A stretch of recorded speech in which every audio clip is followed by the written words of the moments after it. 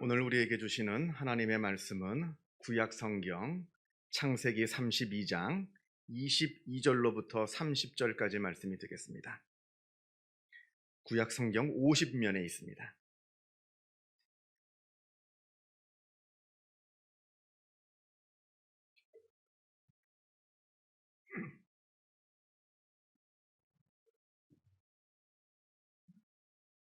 창세기 32장 22절로부터 30절까지 말씀을 봉독합니다. 이 계시의 말씀을 봉독할 때에 살아계신 하나님의 음성을 다 함께 들으실 수 있기를 바랍니다. 밤에 일어나 두 아내와 두 여종과 11 아들을 인도하여 야복나루를 건널세 그들을 인도하여 시내를 건너가게 하며 그의 소유도 건너가게 하고 야곱은 홀로 남았더니 어떤 사람이 날이 새도록 야곱과 씨름하다가 자기가 야곱을 이기지 못함을 보고 그가 야곱의 허벅지 관절을 치매 야곱의 허벅지 관절이 그 사람과 씨름할 때에 어긋났더라. 그가 이르되 날이 새려 하니 나로 가게 하라. 야곱이 이르되 당신이 내게 축복하지 아니하면 가게 하지 아니하겠나이다. 그 사람이 그에게 이르되 내 이름이 무엇이냐? 그가 이르되 야곱이니이다. 그가 이르되 내 이름을 다시는 야곱이라 부를 것이 아니요 이스라엘이라 부를 것이니 이는 내가 하나님과 및 사람들과 겨루어 이기었음이니라. 야곱이 청하여 이르되 당신의 이름을 알려주소서. 그 사람이 이르되 어찌하여 내 이름을 묻느냐 하고 거기서 야곱에게 축복한지라. 그러므로 야곱이 그곳 이름을 브니엘이라 하였으니 그가 이르기를 내가 하나님과 대면하여 보았으나 내 생명이 보존되었다 함이더라. 아멘. 오늘은 야곱의 이야기를 하려고 합니다. 야곱은 쌍둥이로 태어났습니다. 형 에서가 먼저 태어났고 야곱은 그 형의 발꿈치를 잡고 뒤따라 세상으로 나왔습니다. 성경은 말하기를 야곱은 어머니 뱃속에 있을 때부터 자기가 먼저 세상에 나오겠다고 형 에서와 다투었다 합니다. 에이, 무슨 태아가 생각이 있고 의식이 있다고 먼저 나오겠다고 다투겠느냐 하겠습니다만 그렇지가 않습니다. 물론 아직 어린 태아이기 때문에 생각도 없고 의식은 없죠. 그러나 무의식적이고 본능적인 부분을 말하고 있는 겁니다. 아주 무의식적인 생존 다툼이 아마 어머니 뱃속에서부터 있었던 것 같습니다. 그렇게 해서 야곱은 형의 발꿈치를 잡고 세상에 태어났습니다. 그렇게 발꿈치를 잡고 태어났다 해서 이름을 야곱이라 지었습니다. 왜냐하면 발 뒤꿈치를 히브리어로 아캡이라고 하거든요. 그리고 아캡, 이 발꿈치를 동사형으로 바꿔서 발꿈치를 잡다 하면 야콥이 됩니다. 그래서 성경은 정확하게 야곱의 이름을 정확하게 히브리 원어로 발음하면 야콥이 맞습니다. 우리나라 성경은 야곱이라고 번역을 했지만 야콥이 원래 맞는 발음입니다. 그렇게 형의 발꿈치를 잡고 태어났다 해서 이름이 야콥이 되었습니다. 그리고 성경을 우리가 계속해서 읽어보면 이 야곱은 태어나기를 유독 셈이 많은 아이로 태어났던 것 같습니다. 여러분들도 그런 경험들이 있으시죠? 주변을 보면 유독 셈이 많은 아이가 있습니다. 유독 지는 거 싫어하고요. 또 유독 욕심이 많은 아이가 있습니다. 이 야곱이 아마 그랬던 것 같습니다. 둘째로 태어났으면 그냥 둘째로 살면 됩니다. 그러나 야곱은 내가 둘째로 태어났지만 자기는 첫째로 살고 싶었습니다. 그래서 아버지를 속입니다. 눈이 보이지 않는 아버지 이삭을 속여서 몸에는 형처럼 양털을 바르고 몸에 털이 좀 많게 보이기 위해서 양털을 좀 붙이고 형 에서의 옷을 입고 형의 냄새가 나게 해서 그래서 자기를 형 에서라고 속여서 아버지에게 장자의 축복을 받아냅니다. 나중에 이 사실을 에서가 알게 된 후에 너무나 화가 나서 이렇게 말합니다. 창세기 27장을 보면 형 에서가 너무나 화가 나서 아버지 이삭에게 뭐라고 말하냐면 에서가 이르되 그의 이름을 야곱이라 함이 합당하지 아니하니이까.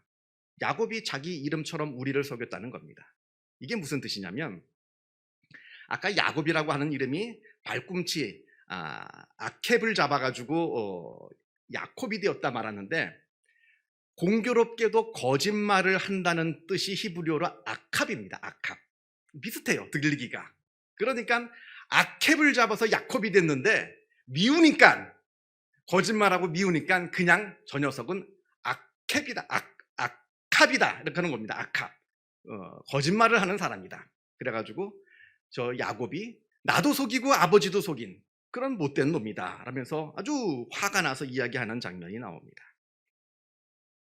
자, 이렇게 야곱은 아버지를 속이고 형을 속여서 장자의 축복을 받아냅니다. 그깟 장자의 축복 그냥 딴 사람 에서에게 또 주면 되지 않느냐 생각할지 모르겠지만 또 그게 그렇지가 않습니다. 이 장자의 축복이라고 하는 것은 유언입니다. 유언. 마지막에 하는 유언인데 이 당시 히브리의 유언은 바꿀 수가 없어요. 한번 입 밖에 낸 유언은 고칠 수가 없습니다. 이미 입 밖으로 야곱을 축복했습니다. 유언을 내렸어요.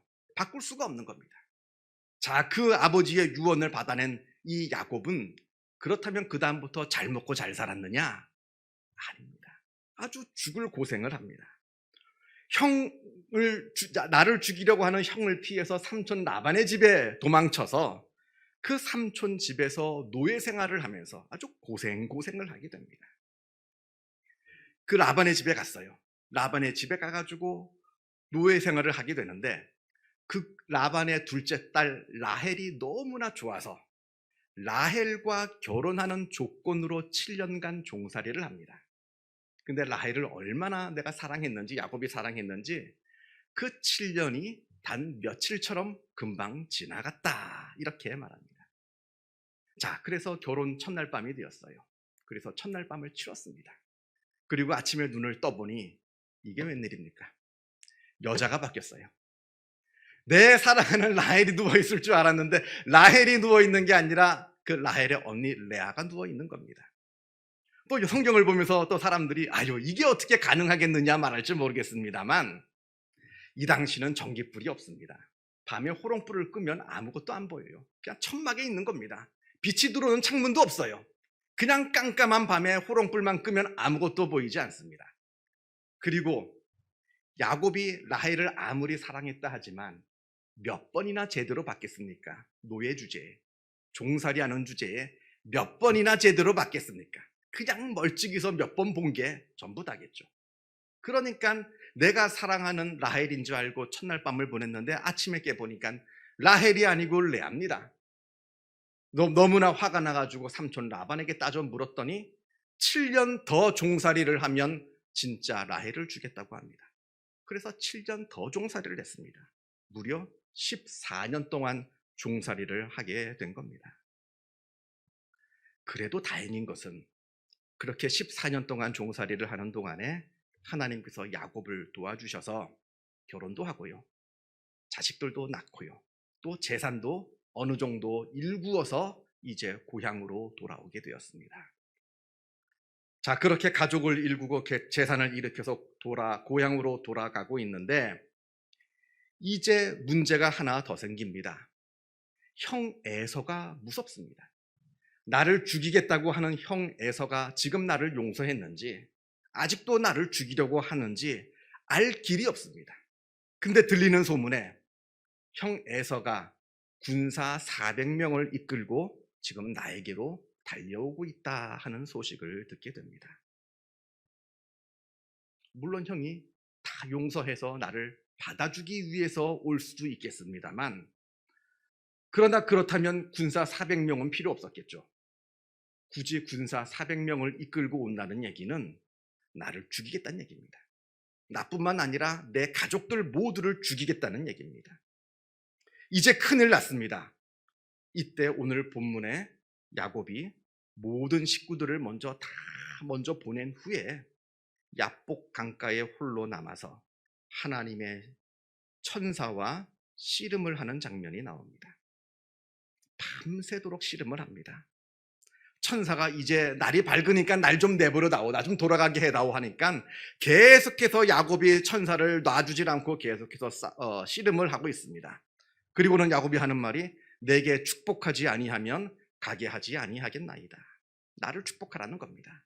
지금 형 에서가 군사 400명을 이끌고 지금 나를 죽이려고 오는 이 절체절명의 순간에 나를 홀로 내버려 두고 도망가지 말고 나를 축복하고 나에게 도움을 달라 간절하게 지금 붙들고 씨름을 하고 있는 중입니다. 그런데 이 천사는 지금 빨리 하늘로 돌아가야 하는 시간이 점점 다가오고 있어요. 아마 천사도 통행금지 시간이 있나 봅니다. 급하게 되었습니다. 빨리 가야 되는데 너무나 급해서 야곱의 허벅지를 쳐서 이 대퇴골을 탈구시킵니다. 아주 굉장히 아팠을 겁니다. 그럼에도 불구하고 야곱이 놓아주질 않자 천사가 야곱에게 이름을 묻습니다. 그러자 야곱이니이다, 이렇게 야곱이 대답합니다. 그러자 천사가 야곱에게 새로운 이름을 하나 지어줍니다. 28절을 보면 그가 이르되 내 이름을 다시는 야곱이라 부를 것이 아니요 이스라엘이라 부를 것이니, 그렇게 해서 그 천사는 야곱에게 새로운 이름 이스라엘이라는 이름을 하나 떡 지어주고는 그를 축복하고 급히 자리를 떠나 하늘로 올라갔습니다. 그렇게 밤새 내 대퇴골이 탈구될 정도로 아주 큰 싸움을 치룬 야곱이 얻은 것이라고는 고작 이스라엘이라는 이름 하나뿐이었습니다. 그런데 이 이름은 단순한 이름이 아닙니다. 이 이름 안에 엄청난 축복의 내용이 들어있었던 겁니다. 이스라엘이라고 하는 이 말은 두 개의 단어가 합해진 말입니다. 오늘 히브리어가 참 많이 나올 거예요. 많이 나옵니다. 근데 앞에 나왔던 히브리어는 다 까먹어도 됩니다. 지금 나오는 이 이야기는 꼭 기억하시기를 바랍니다. 이스라엘이라고 하는 이 말에는 두 가지 단어가 합해진 단어인데, 먼저는 그는 싸운다라고 하는 이스라라고 하는 단어, 그리고 하나님이라고 하는 단어인 엘이라는 단어가 합해진 겁니다. 그러니까 이스라엘이라는 그 말은 우리말로 직역하자면 그는 싸운다 하나님이라는 뜻입니다. 그는 싸운다 하나님. 이게 무슨 의미냐? 자, 첫째는 세 가지 보통 의미가 있다 보는데, 세 가지는, 첫 번째는 먼저는 오늘 본문에 나온 것처럼 야곱이 하나님과 싸워서 이겼다 하는 뜻이 있습니다. 야곱이 하나님과 싸웠다는 뜻입니다. 그래서 이겼다는 겁니다. 28절을 다시 보면 다시는 야곱이라 부를 것이 아니요 이스라엘이라 부를 것이니 이는 내가 하나님과 및 사람들과 겨루어 이기었음이니라. 야곱이 하나님과 겨루어서 이겼다는 뜻에서 야곱에게 이스라엘이라는 이름을 지어주었습니다. 그렇다면 야곱이 하나님을 대적하고 하나님을 거역하고 하나님과 맞서 싸웠느냐? 그 뜻이 아닙니다. 이 말은 기도를 뜻합니다. 하나님께 기도하였다는 겁니다. 간절하게 씨름을 하듯이 하나님께 기도하여서 그 기도가 하나님께 상달되었다 하는 뜻에서 하나님과 싸웠다, 하나님과 싸워 이겼다라는 이름을 지어주었습니다. 야곱은 밤새 기도했습니다. 죽기 살기로 기도했습니다. 자기의 모든 것을 다 걸고 기도했습니다. 그냥 한두 번 해보고 에이, 안 되면 말지, 이게 아닙니다. 이거 아니면 절대로 안 됩니다. 하나님 꼭 들어주십시오 하면서 하나님을 붙들고 간절하게 기도했습니다. 찬송가 549장에 내 주여 뜻대로 행하시옵소서, 살든지 죽든지 뜻대로 하소서, 이런 가사가 나오는데 이거 우리가 조심해서 불러야 되는 거예요. 이 찬송의 가사는 정말 내가 이거 이루어지지 않으면, 정말 이게 되지 않으면 안 되는 것임에도 불구하고 하나님의 뜻이라는 것이 아니라는 것을 알았을 때 그것을 내려놓음의 용기를 찬송으로 고백하는 것이지, 그냥 한두 번 해보고 되면 좋고 안 되면 뭐 말고, 이래도 흥 저래도 흥, 안 되면 말지, 이런 기도의 모습을 이야기하는 것이 아니라고 하는 겁니다. 그건 믿음도 아니고 그건 기도도 아닙니다. 믿음이란 끝까지 붙드는 겁니다. 22년도 작년에 최고의 이 키워드 중에, 우리나라의 키워드 중에 하나가 이거 아닙니까? 중간에 꺾이지 않는 마음. 이게 바로 우리의 믿음이어야 한다는 거예요. 중간에 꺾이지 않고 끝까지 하나님을 붙잡는 그 믿음, 그 믿음으로 하는 기도, 이게 바로 야곱의 기도였고, 이 기도를 보고 하나님께서 야곱에게 이스라엘이라는 이름을 붙여주었다는 것입니다. 누가복음 18장에 불의한 재판장 이야기가 나옵니다. 재판을 할 때 부자가 오면 좀 잘 봐주고 가난한 사람이 오면 좀 불리하게 재판을 하는 아주 그런 못된 재판장이 있다, 예수님께서 비유로 말씀하시면서, 그러던 어느 날 이 불의한 재판장에게 어느 가난한 과부가 찾아와서는 자기의 억울함을 호소합니다. 처음에는 들어주지 않죠. 그랬더니 그 다음날 또 옵니다. 그 다음날 또 옵니다. 계속해서 찾아오는 겁니다. 매일같이 재판장을 찾아와서 재판장에게 눈물로 호소합니다. 아주 귀찮아 죽겠어요. 그게 너무 귀찮아서 그 가난한 과부의 호소를 들어주었다. 예수님께서 말씀하시면서 하시는 말씀이, 하물며 하나님께서 그 밤낮 부르짖는 그 택하신 자들의 원한을 풀어주지 아니하시겠느냐? 그들에게 오래 참으시겠느냐? 내가 너희에게 이르노니 속히 그 원한을 풀어주시리라. 그러나 인자가 올 때에 세상에서 믿음을 보겠느냐 하십니다. 이런 끈질긴 기도, 이것이 바로 믿음이라 할진데, 이 믿음을 내가 세상에서 볼 수 있겠느냐 지금 물으시는 겁니다. 그만큼 어렵다는 뜻이죠. 그러나 그것이 바로 믿음인 겁니다. 자, 정리하자면 이스라엘 이름 안에 있는 첫 번째 의미는 기도할 수 있는 특권의 복이 들어있습니다. 낙심하지 말고 끝까지 기도하면 하나님께서 반드시 들어줄 것이다. 이 말씀이 이스라엘이라는 이름 안에 들어있는 겁니다. 자, 두 번째, 그는 싸운다 하나님이라는 뜻을 가진 이스라엘이라는 이 이름 안에는 하나님이 야곱을 위해서 대신 싸우신다 하는 의미가 들어있습니다. 하나님께서 싸우시겠다는 겁니다. 하나님께서 야곱보다 먼저 달려가서 대신 싸우시겠다는 겁니다. 지금 형 에서가 야곱을 죽이려고 군사 400명을 이끌고 달려오고 있습니다만, 그러나 이 싸움은 야곱의 싸움이 아닙니다. 이스라엘이라는 이름을 부여받는 순간 이 싸움은 하나님의 싸움이 되었습니다. 하나님께서 야곱보다 먼저 달려가셔서 야곱 에서와 싸우실 겁니다. 그리고 야곱은 이미 승리자가 되어서 승리자의 신분으로 패배자인 에서를 만나기만 하면 되는 겁니다. 우리가 읽은 본문 그 다음 장이 바로 33장에 야곱과 에서가 만나는 장면이 나옵니다.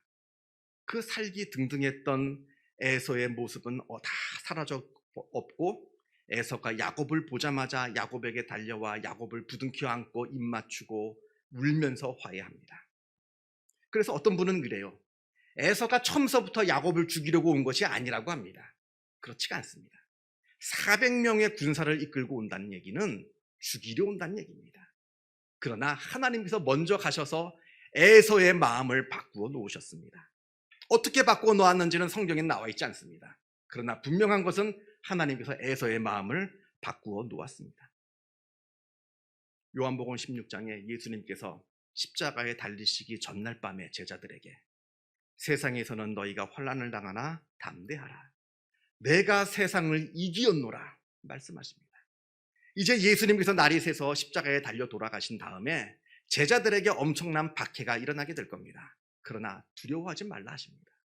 내가 세상을 이기었다 말씀하십니다. 이건 예수님의 싸움이지 제자의 싸움이 아니라 말씀하십니다.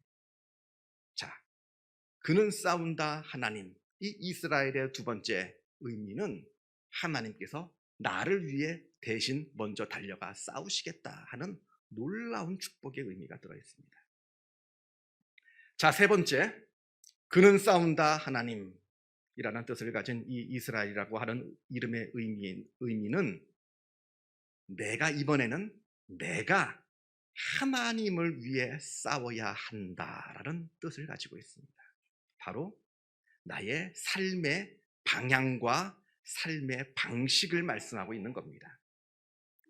지금까지 야곱의 삶이라고 하는 것, 제가 쭉 말씀을 드렸습니다만, 그 이름이 갖고 있는 뜻처럼 세상에서 뭔가를 조금 더 얻고자 속이고 자기도 속였으면 자기도 속고, 그러한 속고 속이는 삶, 세상에서의 조금 더 있는 것을 조금 더 가지려고 하는 그 세상만을 바라보는 삶이었다라고 한다면, 이제 이스라엘이라고 하는 이 이름을 부여받는 순간 이 야곱은 세상을 바라보면서 자기만을 위해서 사는 삶이 아니라 이제는 하나님을 바라보며 하나님을 위해서 살아가는 아주 지고한, 숭고한 그런 의미 있고 가치 있는 삶을 살아가는 존재가 되었다고 하는 겁니다. 제가 언젠가 한번 말씀드린 기억이 있습니다만, 내 인생의 의미를 발견하는 것, 그것은 내가 나 자신에게 줄 수 있는 최고의 선물입니다. 내가 지금까지 왜 살아왔으며 앞으로의 삶이 무엇을 위한 삶인가, 나의 삶의 내 인생의 의미가 과연 무엇인가라고 분명하게 내가 말할 수 있다면, 나는 나에게 아주 세상에서 그 누구도 줄 수 없는 최고의 선물을 준 것이라는 겁니다. 내 인생의 의미 땅에 없습니다. 돈을 더 번다고요? 높은 지위에 올라선다고요? 그 무엇을 이 세상에서 갖는다 하더라도 이 세상에서는 내 인생의 의미를 발견할 수가 없습니다. 내 인생의 의미는 바로 저 높은 곳 하나님께 있는 겁니다. 야곱이 하나님을 바라보는 삶을 살게 됩니다. 이스라엘이라는 이름을 얻게 되는 순간 세상만을 바라보던 야곱의 삶이 이제는 하나님을 바라보는 삶이 되는 겁니다. 그러면서 자신의 인생의 의미를 발견해 가는 겁니다. 자, 그는 싸운다 하나님, 이 이스라엘이라는 이름을 받는 순간 나라고 하는 존재는 이제 하나님을 위한 삶이 되는 것이고, 하나님 안에서 내 인생의 의미를 발견하고 하나님께로 말미암아 세상이 줄 수 없는 그 놀라운 기쁨을 누리는 아주 귀한 복을 누리는 삶이 된다는 그러한 의미를 가지고 있습니다. 이것이 바로 이스라엘이라고 하는 이름이 갖고 있는 세 가지의 의미입니다. 로마서 9장에서 바울이 이렇게 말합니다. 이스라엘에게서 난 그들이 다 이스라엘이 아니라 합니다. 이 말은 내가 이스라엘 사람으로 태어났다 해서 다 이스라엘이 아니라 이스라엘다운 삶을 살아야 이스라엘이라는 뜻입니다. 하나님을 믿되 끝까지 믿고 기도하는 그러한 삶, 하나님께서 나를 위해 싸우신다 하는 것을 알고 하나님을 의지하면서 살아가는 삶, 그리고 세상만을 바라보면서 세상에 함몰되는 삶이 아니라 하나님을 바라보면서 하나님을 위해 살아가는 삶, 이것이 바로 이스라엘의 삶인 것이며, 이 이스라엘의 삶이야말로 우리가 세상에서 누릴 수 있는 복 중에 가장 귀한 복이라 하는 것을 늘 기억하시기를 주님의 이름으로 축원합니다. 기도하겠습니다.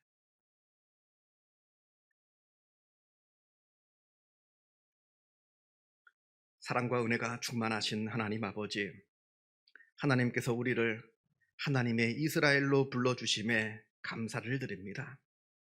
우리가 하나님께 기도하게 하여 주옵소서. 내 눈앞에 있는 문제들 바라보면서 나 스스로 먼저 낙담하고 절망하는 것이 아니라 끝까지 하나님을 바라보며 기도하여 하나님께 응답받는 그 복된 은혜가 우리들의 삶 가운데 있게 하여 주옵소서. 하나님께서 나를 위해 싸우신다는 것을 우리가 바라보게 하여 주시어서 하나님을 의지하며 하나님 안에서 평강한 삶을 살게 하여 주시옵소서. 또한 나를 하나님께서 이토록 사랑하시니 나의 삶이 나만을 위한 삶이 아니라 세상만을 바라보는 삶이 아니라 하나님을 바라보며 하나님을 위한 삶이 되게 하여 주시어서 세상이 알 수 없는 그 놀라운 기쁨을 누리며 살아가는 복된 삶을 살게 하여 주시옵소서. 모든 것 주님께 감사드리오며 이 모든 말씀 우리 주 예수 그리스도 이름으로 기도하옵나이다. 아멘.